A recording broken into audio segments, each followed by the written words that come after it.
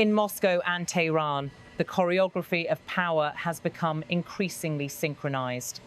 Russia's President Vladimir Putin and Iran's Supreme Leader Ayatollah Ali Khamenei preside over systems built for endurance, layered security establishments, sanctions-tempered economies, and alliances that thrive in grey zones where conventional diplomacy falters. The latest arc in their partnership, military technical cooperation, sits at the centre of a regional security picture reshaped by months of confrontation between Israel and Iran and a newly assertive White House in Washington.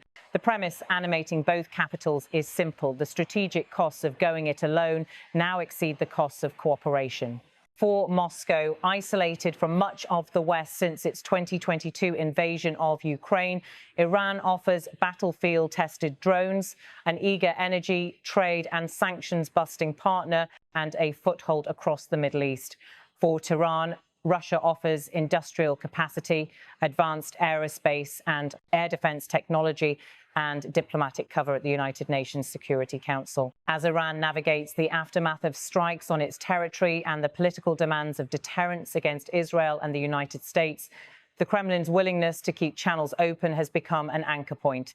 The public narrative from Moscow is calibrated. In October, the Kremlin emphasized that relations with Iran are deepening across the board without locking itself into specifics about weapon transfers. Dmitry Peskov, Kremlin spokesperson, Russia is definitely ready to expand cooperation with Iran in all areas. Iran is our partner, and our relations are developing very dynamically. That broad formulation captures the geopolitical reality: a Russia seeking resilient partners and an Iran intent on upgrading its defenses while projecting staying power at home and influence across the region. For the Islamic Republic, the logic is more immediate. Tehran faces a dual problem set: restoring deterrence after a bruising year and ensuring its air defenses and strike capabilities can credibly complicate any future Israeli or US operation. Air defense is the spine of that plan. Iran's acquisition of the S-300 from Russia in 2016 was a watershed moment that integrated longer-range engagement envelopes into a web of indigenous systems such as Bavar 373, RAD, and Khordad series. The S-300 deployment at critical sites, including Fordo, signalled a maturing integrated air defence network and a determination to harden high-value infrastructure. What comes next is the subject of fevered speculation.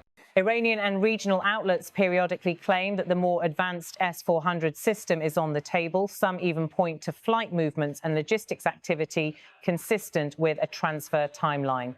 Yet, reliable, on-the-record confirmation from Moscow or Tehran remains elusive. The prudent reading is that Iran is actively seeking to lift its upper-tier air defense ceiling and improve radar coverage, but that definitive information about S-400 deliveries is not in the public domain. In other words, treat the S-400 narrative as unconfirmed, not impossible, but not verified. If the air defense story is opaque, the fighter story is clearer. Iranian officials have repeatedly said that Tehran has purchased Russian Su-35 fighters, a fourth-generation plus platform that promises to significantly modernize an aging Iranian fleet still flying pre-1979 American jets alongside legacy Russian types. The Iranian side has stopped short of disclosing firm delivery schedules or numbers. Nevertheless, the messaging is consistent, the deal exists, and the purpose is to refresh the air arm to complement missile and drone strike options. Ali Shadmani, senior Revolutionary Guards commander, underscored the rationale by noting that purchases are made whenever necessary to reinforce Iran's air, ground and naval forces, while older systems are retired in favor of newer ones. Even with the Su 35 inches Iran's pipeline, Tehran's deterrence calculus remains asymmetric. Ballistic and cruise missiles and the drones that Iran have exported and used by proxy provide the reachable punch that fighters alone cannot guarantee, especially under hostile air superiority conditions. That calculus influences what Tehran wants from Moscow, not just prestige platforms, but also the enablers, sensors, electronic warfare, maintenance ecosystems. and training pathways that convert hardware into capability. Overlaying this procurement mosaic is the political shock created by the 2025 Iran-Israel confrontation, which pulled Washington into a more direct role. Israeli leadership telegraphed an extended air campaign aimed at crippling Iranian missile forces and nuclear capacity, pledging to act as long as required. Benjamin Netanyahu, Prime Minister of Israel, we're geared to do whatever is necessary to achieve our dual aim to remove two existential threats, the nuclear threat and the ballistic missile threat. The operational tempo and Israel's assertion that it would continue as long as necessary set expectations for a prolonged period of strikes, counterstrikes, and attempts to shape public narratives about damage and resilience. From Washington, the message: mixed coercion and conditional diplomacy. President Donald Trump touted strikes on Iranian nuclear facilities, part of a campaign pitched as neutralizing imminent threats, while linking escalation to Iran's willingness to deal. Donald Trump, President of the United States: we are ready when you are, and it will be the best decision that Iran has ever made, and it's going to happen. In parallel, he claimed U.S. action had obliterated key nuclear sites, rhetoric that Tehran rejected while vowing to rebuild. Iran's leadership responded with the familiar grammar of endurance. Masoud Pezeshkian, president of Iran: destroying buildings and factories will not create a problem for us. We will rebuild, and with greater strength.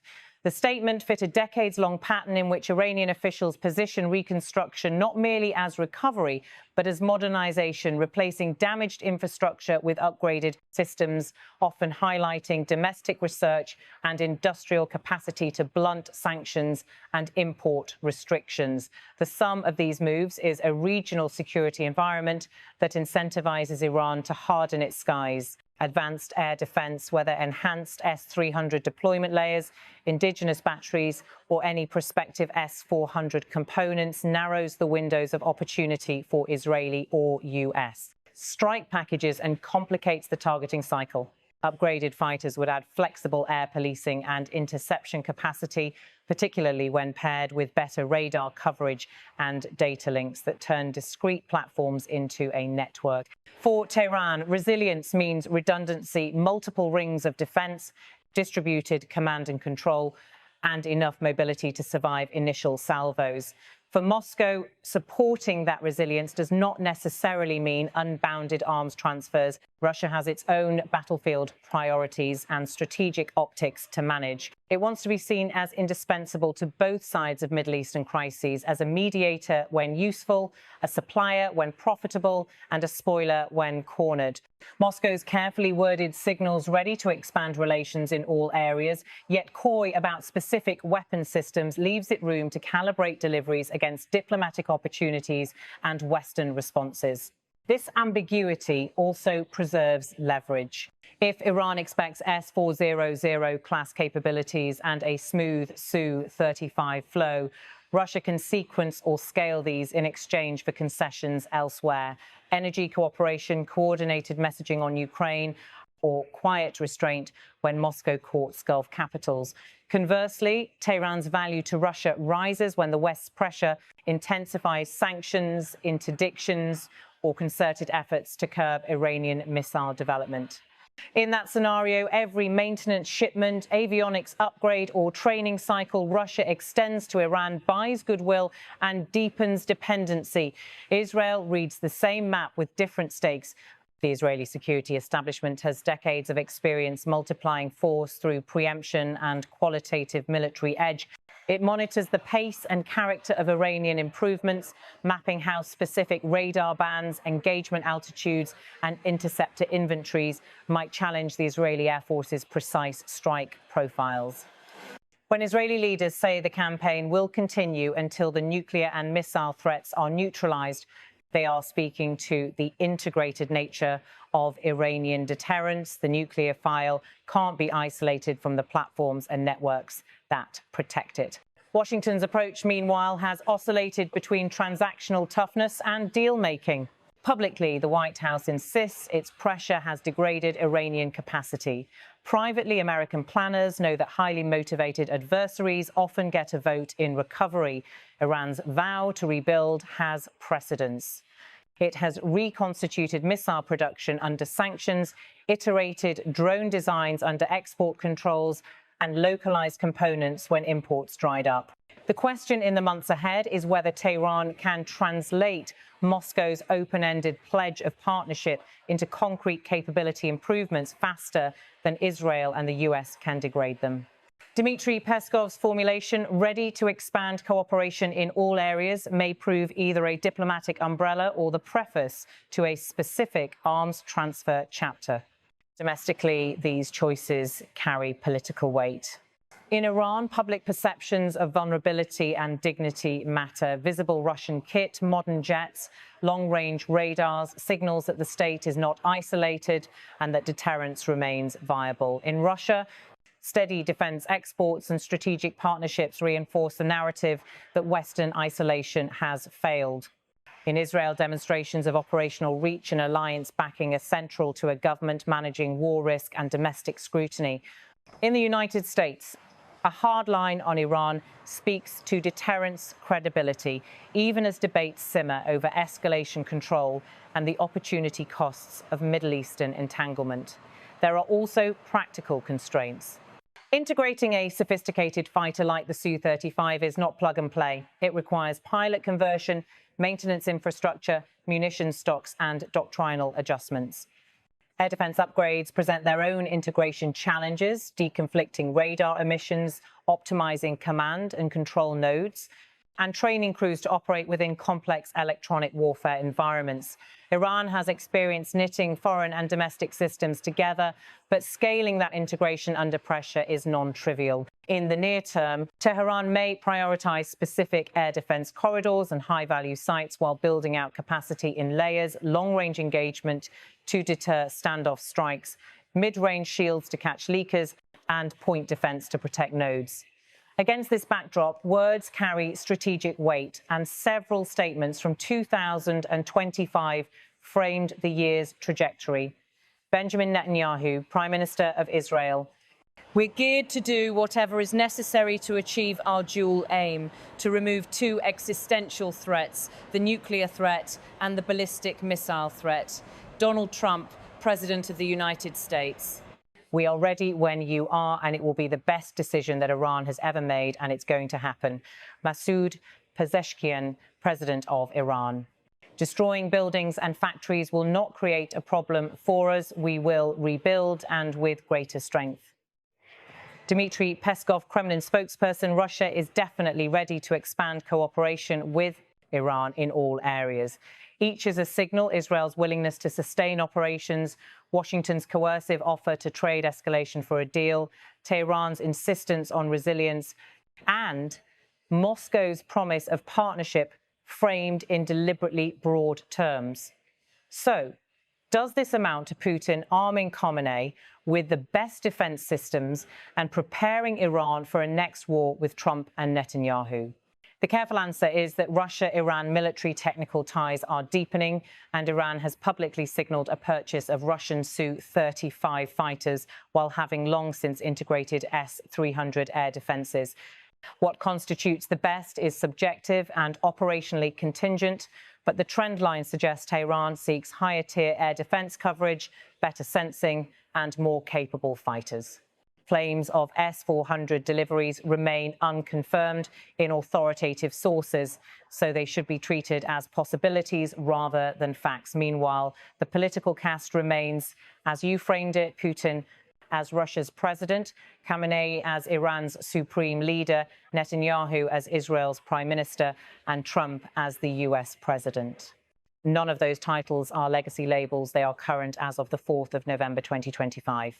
Looking ahead, three variables will shape whether today's cautious cooperation becomes tomorrow's concrete capability jump: verification and delivery cadence. Announced deals are one thing, fielded squadrons and deployed batteries are another. Watch for credible, on-the-record confirmation of deliveries, training pipelines, and basing arrangements. Operational feedback loops Israeli strike profiles, and US. Options will adapt to Iranian improvements. In turn, the character of future raids, platform mix, standoff munitions, electronic warfare will reveal how much Iran's defenses have actually hardened. Diplomatic off-ramps. The same leaders issuing maximalist lines also keep rhetorical doors open. Moscow wants mediator space.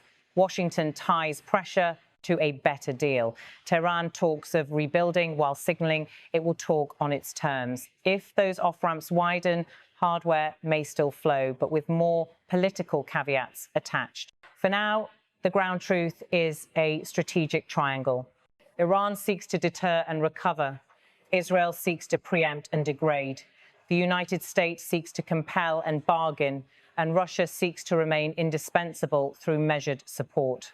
That triangle does not point to inevitability, but it does point to persistence, a long contest in which procurement headlines, incremental deliveries, and carefully chosen public quotes become part of the deterrence theatre.